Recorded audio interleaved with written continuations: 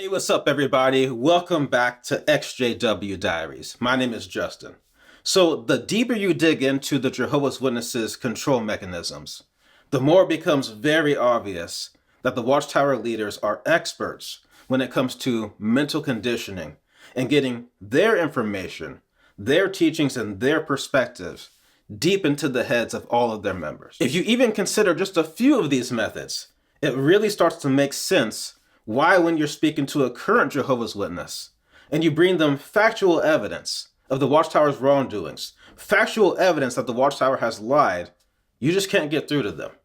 And it also starts to make sense why people who have left the Witnesses years ago might still have some of this Watchtower programming still in their heads. So let's just dive into a few of these methods that the Watchtower uses to mentally condition their members. Because when you have all of these tools working against you, many of them at the same time working together against you, the Watchtower has seriously set you up against yourself.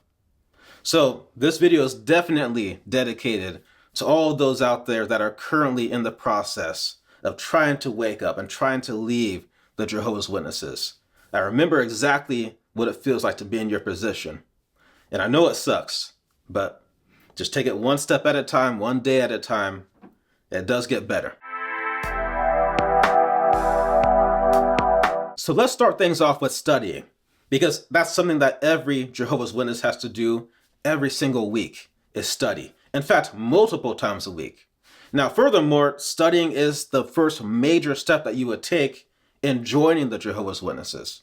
And studying is the first major step that you take in moving towards baptism, which makes studying one of the best tools for mental conditioning. But just like the words truth and love, the way Jehovah's Witnesses use that word studying doesn't quite match up to what it should be. Because usually when you're studying something, you want to take in information from as many different sources as possible, get as many different perspectives as possible, and then make your own decision. And if you really want to go deep, you might even get some opinions and perspectives from people that have drastically different views from your own. If you only study within a closed circle, are you really studying? If you only take in information from one source, are you really studying? Or are you indoctrinating? Because in plain English, what the Jehovah's Witnesses call studying is a process of the Watchtower creating some new information, giving that new information to their members, telling their members how they should feel about this new information, asking their members how they feel about this information, their members repeating how they should feel based on what the Watchtower told them, and then the process repeats itself. That is a mind training exercise, and you can see proof of that in just about every book study book or Watchtower article. And so in this information reinforcement loop that the Jehovah's Witnesses call studying, it gives them no room to think for themselves. It gives them no room to say, I don't really agree with that, or I don't really agree with this. There's no room for disagreement. All that's required of you is to accept the information that you're given, and that's it. One of the ways that the Watchtower makes sure that that studying is even more effective is by making use of one of their other tools of mental conditioning, which is repetition. Being a Jehovah's Witness is like being in a time loop. You keep hearing the same things again and again and again. This is why that concept of new light is so exciting to Jehovah's Witnesses, because you finally get something new. But then eventually, even that new light becomes old information, as it too gets repeated again and again. And this repeating process is very important for mental conditioning, because the more the same information is repeated to you, the more your mind creates stronger neural pathways to that information, feeding that information directly into your long-term memory. And this is important because when your brain is trying to decide whether what you're hearing is true or false, it will first go to long-term memory, asking itself, have I heard this before? And if you have heard it before, then you're more likely to believe that it's true, even if it's false. So with that in mind, just think about the kind of things that Jehovah's Witnesses repeat the most often. Things like they are the true religion. They are Jehovah's organization. As those type of things get repeated again and again, day after day, even in everyday conversation, the more true they become in the minds of the members. So now let's talk about their music, because their music is a very, very powerful tool of mental conditioning. One of the things that makes music so special and so powerful is that it's one of very few things that engages both sides of your brain at the same time. So you have one side that's processing the rhythm information, and you have the other side processing the lyric information. And while both sides are working simultaneously, it gives you access, deeper access, to your long-term memory and your subconscious mind. And this is why we can so easily remember songs, even a song of a different language. And even when it comes to people that are suffering from Alzheimer's or dementia, they may have trouble remembering the name of a close family member, but they probably won't have as much trouble remembering their favorite song. That's how powerful music is. Now, another special thing about music, or really just sound in general, is that it can affect our brainwave pattern. Because as you go about your day, your brain is going through these different brainwave patterns. Now, out of all the brainwave patterns, the theta wave state is the really important one. And this is when you're deeply relaxed, kind of in a meditative-like state. And the reason this is so important is because when you're in that theta wave state, you can take in information a lot easier. This is why they say it's beneficial to listen to classical music while you're studying, because classical music encourages your brain to go into that theta wave state. So whatever it is that you're studying will be able to soak in a lot easier. And Jehovah's Witness music is definitely classical in nature. Doesn't go too high or too low, very low beats per minute, usually very monotone. This is perfect for getting your brain into that theta wave state.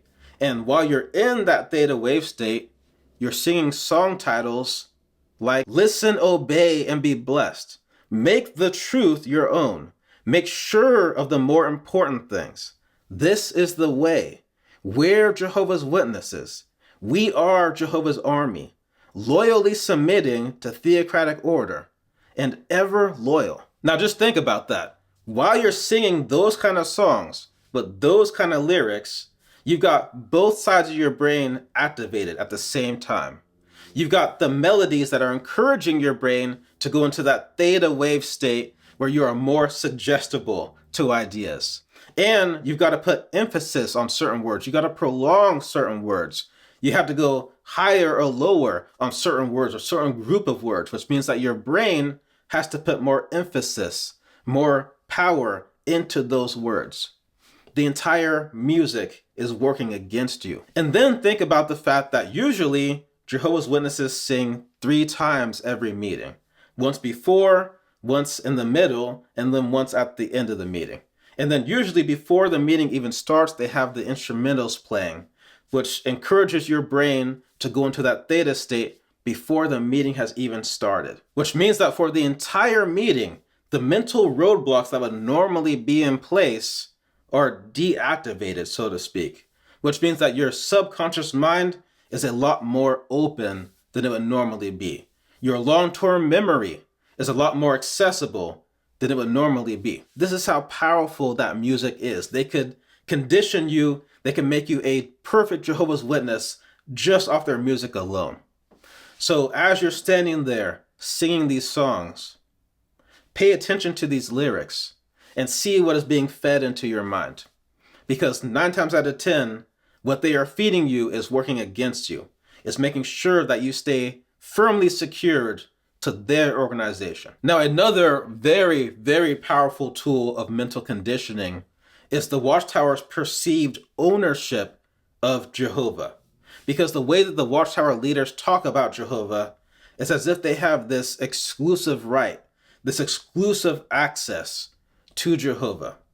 And so it's not at all surprising that when someone leaves the Jehovah's Witnesses, you'll hear people say things like, "I hope so-and-so comes back to Jehovah." Not back to the organization, back to Jehovah. It's not at all surprising that when someone is thinking a little bit too far ahead, you'll hear people say things like, "Do not move ahead of Jehovah's chariot." And of course, when Jehovah's Witnesses are talking about how awful things are in the world, they'll say things like, "How lucky we are to be a part of Jehovah's organization. Now, on a deeper level, you could almost say that the Watchtower owns the entire idea, the entire concept of Jehovah for their members, so that whenever that name Jehovah comes up, whenever that word God comes up, whatever idea, whatever concept they have in their mind is an idea or concept that was put there by the Watchtower and is under control by the Watchtower. That's a lot of power. It's no wonder we hear people say, I can't leave Jehovah when it comes to leaving the organization. Now, what's interesting is that one of the core reasons of why Jehovah's Witnesses believe that they are the true religion, that they have this exclusive access to Jehovah, is because of the teaching about 1919, where they believe that Jesus came invisibly and handpicked from all the religions the Jehovah's Witnesses to be the one true religion. Now, the problem with this teaching is that it has zero scriptural backing. And yet, if the Watchtower was a human being, this 1919 teaching would be like the spine, holding everything up, binding everybody to this organization. And yet again, it has no scriptural backing. It's simply a matter of, we told you so. Another interesting thing about the Jehovah's Witnesses is that they are not the only religion that uses that name Jehovah or some variation of it. Just in my area, there are several churches that have either that name Jehovah or Yahweh or something similar. There's also a religion called the Yahweh Restoration Ministry and another religion called the Yahweh's Witnesses. And there are many, many religions out there, even non-Christian based religions, that recognize that name Jehovah or Yahweh or some variation of it. Now, if the Jehovah's Witnesses believe in the Bible, then they must also believe that scripture where it says not to judge. And if they believe that scripture, then how can they judge and say that they are the only ones that have access to Jehovah? And all these other religions that also recognize that name have no access, and he cannot be reached through them. Not to mention, the Tetragrammaton has existed long before the Jehovah's Witnesses. And so the point is, this name Jehovah does not belong to the Jehovah's Witnesses. The Jehovah's Witnesses have loyalty to the Watchtower, not necessarily loyalty to Jehovah. If at the next meeting some supernatural event happens, let's say everything is possible and an angel of God appears right there on the stage, and it takes over the TVs and it shows the audience everything that the Watchtower has done. It gives them undeniable proof that the Watchtower is a false religion, as they call it. Then it tells the audience, I know you guys are trying to do what is right. I know you guys feel that you're in the right place, but you have been misled. This is a false religion. Leave as soon as you can. In a congregation of, let's say, 100 people, how many of those people would actually stand up and leave right then and there? I'm willing to say probably 3 to 5 on a good day. But majority of those people would sit down and wait for direction from man. After seeing something supernatural, after seeing the undeniable proof of the Watchtower's wrongdoings, they will wait for man to direct them. And all it would take is for an elder to get up on stage and say to the audience, do not be misled. And just from those words alone, that entire audience would assume that this angel of God was actually the devil trying to mislead them. That is how much power the Watchtower has over their members. Now, another mental conditioning method that the Witnesses use is service. We often think of service as their efforts of getting more people to join the religion, but service is also good for keeping their current members in line.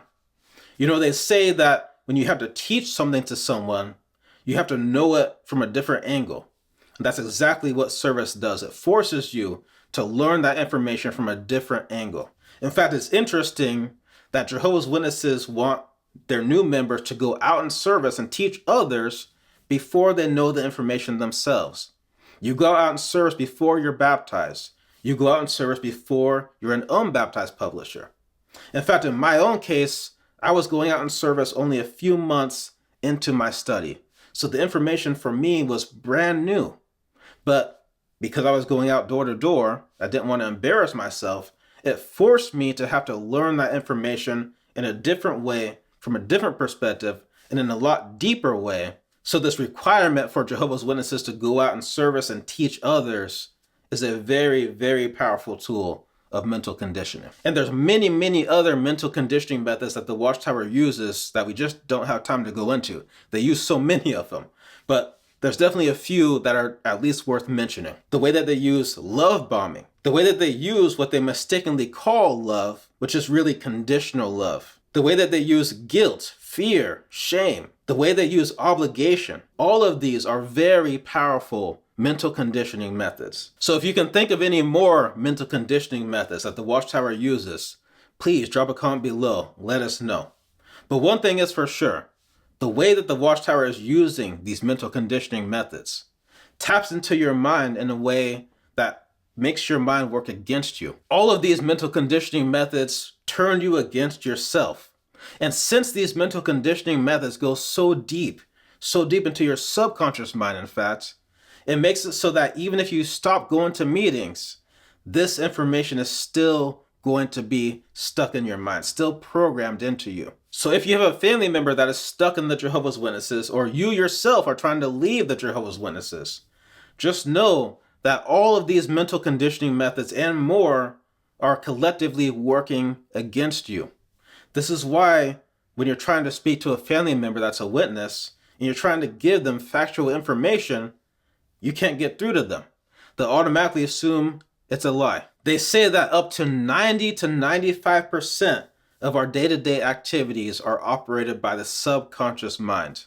This is your autopilot mode. So just think about how powerful it is that the Watchtower is able to infiltrate the subconscious mind with so many of their mental conditioning methods. So really, the Jehovah's Witnesses are just operating off of the program that they were given. So with all that being said, for those of you that are in the process of leaving the organization, the best thing you can do is to question everything. And as those answers come up, just ask yourself, is this really mine?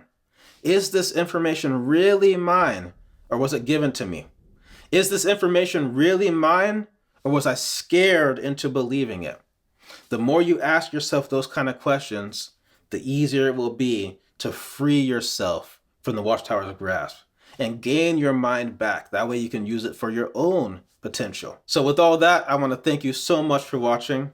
Thank you so much for your time. Please take it easy on yourself, and I will catch you in the next one.